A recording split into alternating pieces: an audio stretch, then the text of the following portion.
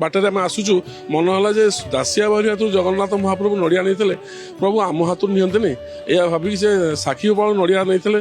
ଆମେ ସାକ୍ଷୀ ଗୋପାଳ ଯୋଡ଼େ ନଡ଼ିଆ କିଣିଲୁ, ସେ ନଡ଼ିଆ ଗୋଟେ ବାଟ ମଙ୍ଗଳାରେ ଭାଙ୍ଗିଛୁ, ଆଉ ଗୋଟେ ନଡ଼ିଆ ଆଜ୍ଞା ସାଙ୍ଗରେ ନେଇକି ଆସିଥିଲୁ। ନଡ଼ିଆଟି ଗାଡ଼ିରେ ଆମର ନଡ଼ିଆଟି ରହିଗଲା।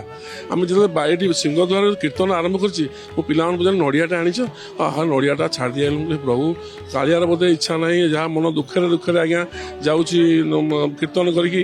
ଯେତେବେଳେ ଆମେ ବଟୁ ଗଣେଶ କତରୁ ବୁଲିକି ମୁଣ୍ଡିଆ ମାରିକି ଯାଉଛୁ, ଆଗକୁ ଜଷ୍ଟ ଯାଇଛୁ, ସେପଟେ ଆଉ ଗୋଟେ ବାଟ ଜଗନ୍ନାଥଙ୍କର ନନାମାନେ ଯିବା ଆସିବା କରନ୍ତି, ସେଇ ବାଟରୁ ଜଣେ ନନା କାଳିଆ ହେଇକି ନନା ଦୌଡ଼ିକି ଆଇଲେ, ଗୋଟେ ନଡ଼ିଆ ବଡ଼ ନଡ଼ିଆ ମୋତେ କହିଲେ ନେ ନଡ଼ିଆ। ମୁଁ ନନା କୋଉ ନଡ଼ିଆ ଆଜ୍ଞା?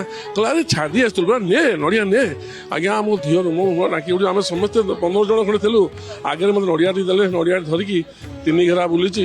ପୁଣି ଥରେ କହିଲେ ଆରେ ନଡ଼ିଆଟା କ'ଣ ଭାଙ୍ଗିବୁନି କିରେ, ନେଇକି ଘରକୁ ପଳେଇବୁ?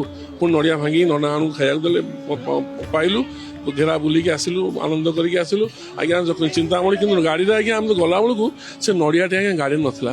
ଏଇଟା ମୁଁ କେବେଠୁ କହିବାକୁ ଇଚ୍ଛା କରିଥିଲି, ଓଡ଼ିଶାବାସୀ ସମସ୍ତେ ଜାଣନ୍ତୁ।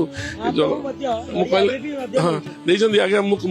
ମୁଁ ଏତିକି ଜାଣିଲି, ମୁଁ ଯେଉଁ ଜଗନ୍ନାଥଙ୍କ ଭାବିଥିଲି ଯେ ପ୍ରଭୁ ନଡ଼ିଆ ମାନେ ମୋ ହାତରୁ ନିଅନ୍ତେ, କାଳିଆ କହିଲେ ତୁ ମୋ ହାତରୁ ନେବୁ, ମୁଁ ତୋ ହାତକୁ ନେବି। ନିଜେ ଜଗନ୍ନାଥ ମହାପ୍ରଭୁ ମୋତେ ଆଜ୍ଞା ମୋତେ ବହୁତ ଆନନ୍ଦ ଲାଗିଲା। ଜଗନ୍ନାଥ ଧାମ।